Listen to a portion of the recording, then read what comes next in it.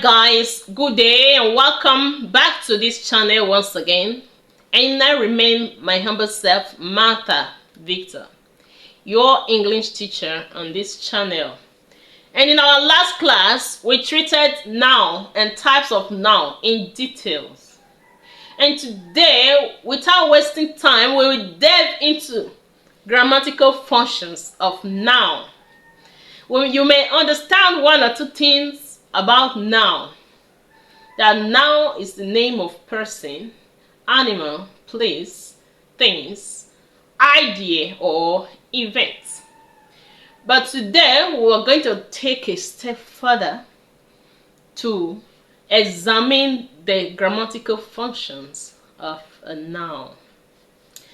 Actually, noun function in various ways. Yes, noun function in various ways. Whether it's standing at the middle of a sentence, at the beginning, or at the ending. Depends on the usage.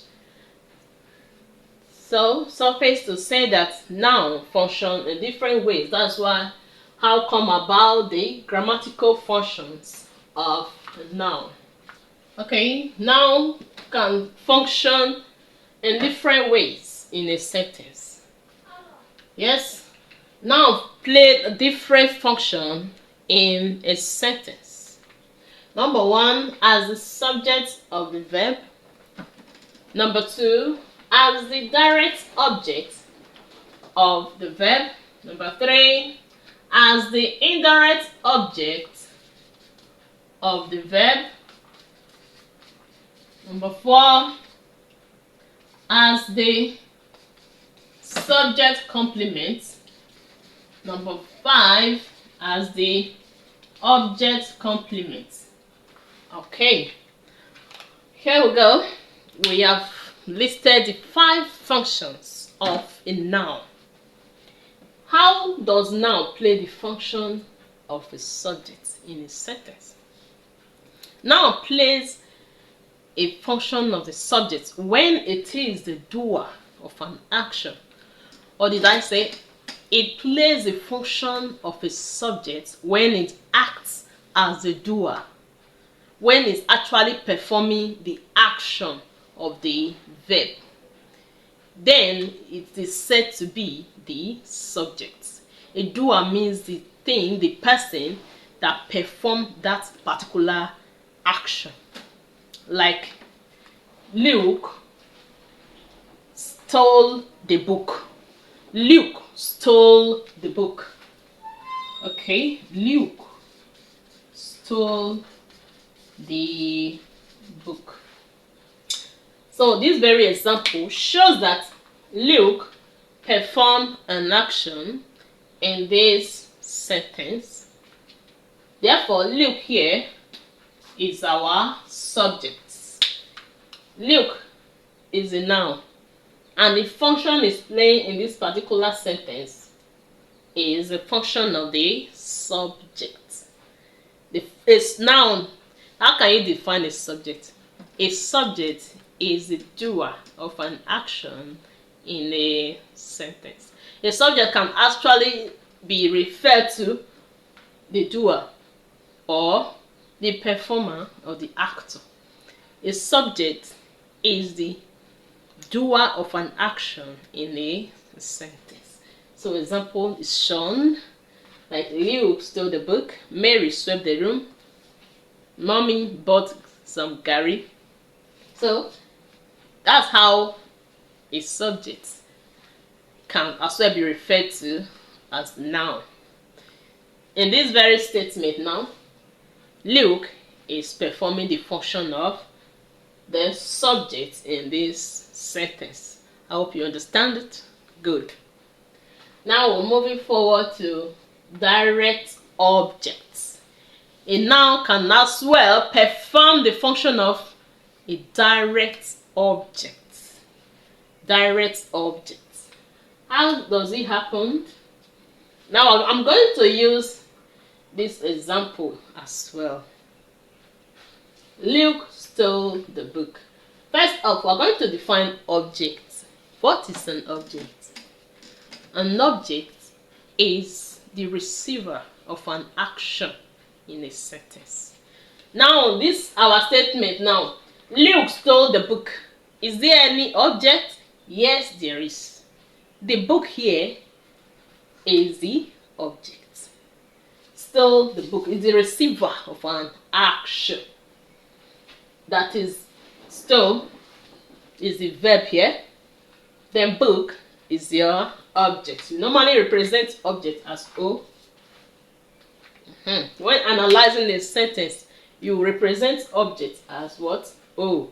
Then subject as S. YV for verb. Okay. Now we said that our direct object here is the book. Luke stole the book. Whereas this Luke is the subject, the book is the object. I'll give another example. Sarah wrote the letter. So let's analyze the object here. Here is the object. Here. Oh, letter. Here is the object. Sarah wrote the letter. That is the direct object. It's the receiver of an action in a sentence. Hope you understand that. Good. If you have any question, kindly drop it at the comment section. I'll treat it whenever I come online. When I see it, I will treat it and respond to it. Drop your question. Give this video a thumbs up if you have gained anything in this video. Thank you very much. Let's move on to the third one, which is the indirect objects. The indirect objects. The indirect object in a sentence is the beneficiary of an action. The indirect object is the beneficiary, is the person to whom the action is being performed in favor, or the person that suffered the action indirectly. Okay, let's have an example of that. The beneficiary. Now, let me give you an example. Like Sarah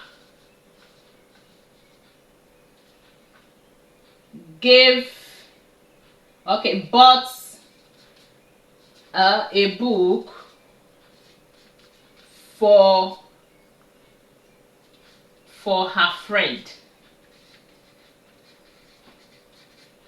Okay, Sarah bought a book. If you happen to stop this sentence this way, Sarah bought a book, we have gotten a direct sentence. A simple sentence ends here. Sarah bought a book.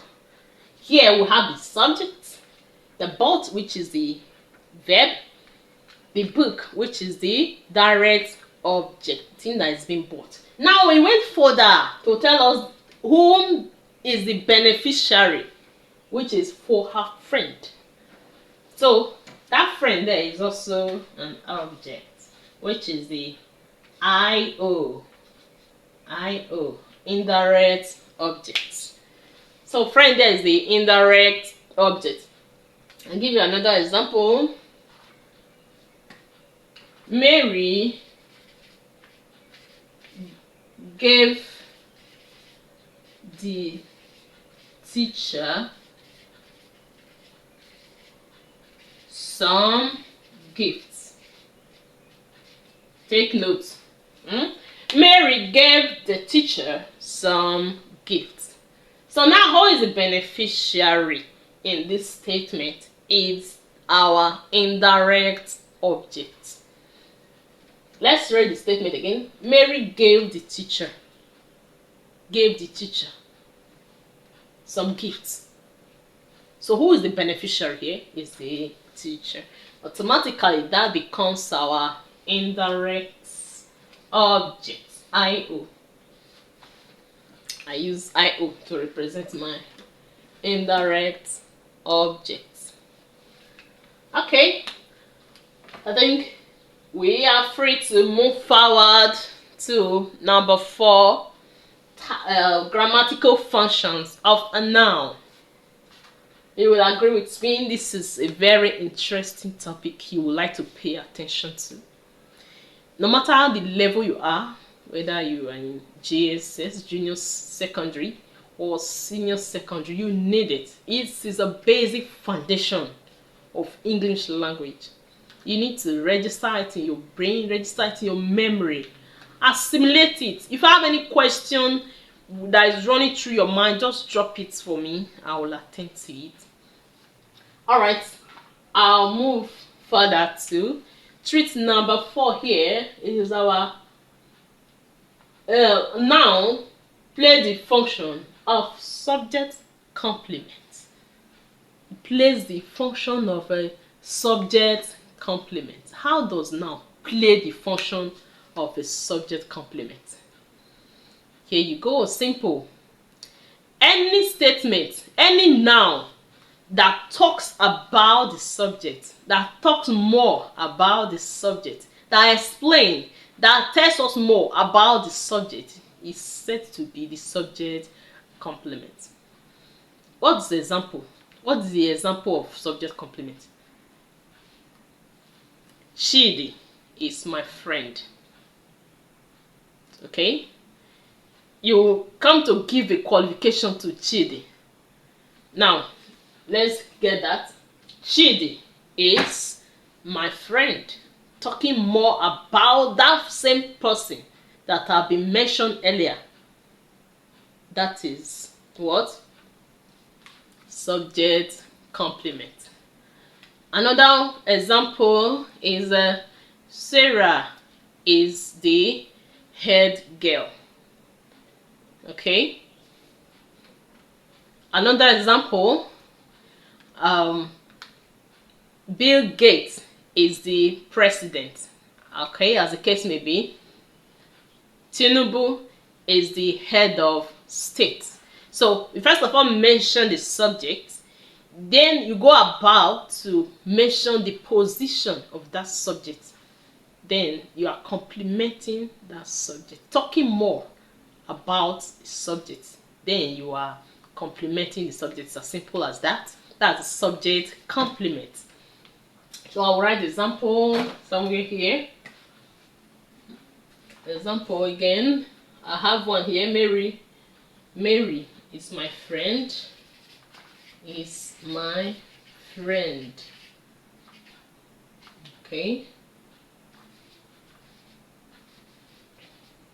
Okay, I'll use this one, general one.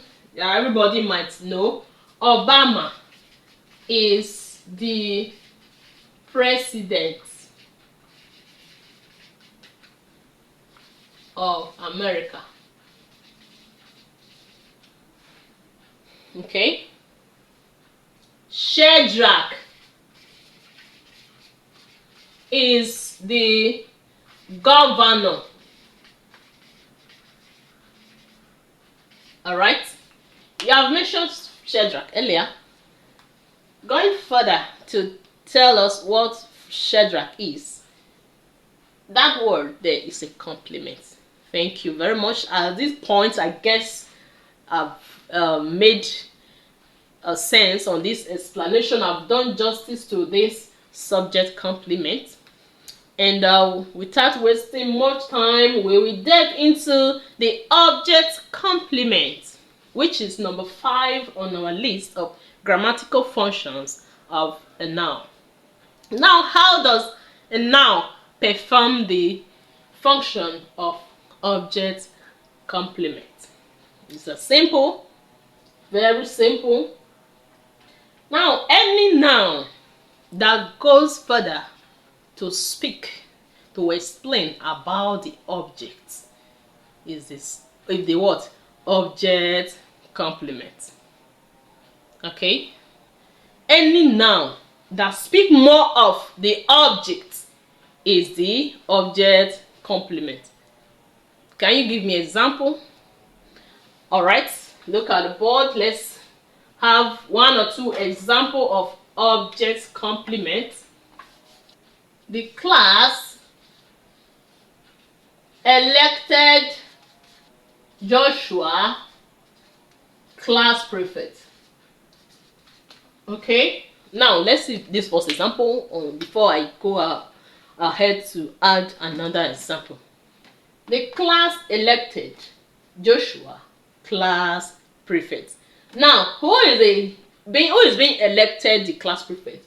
Joshua here.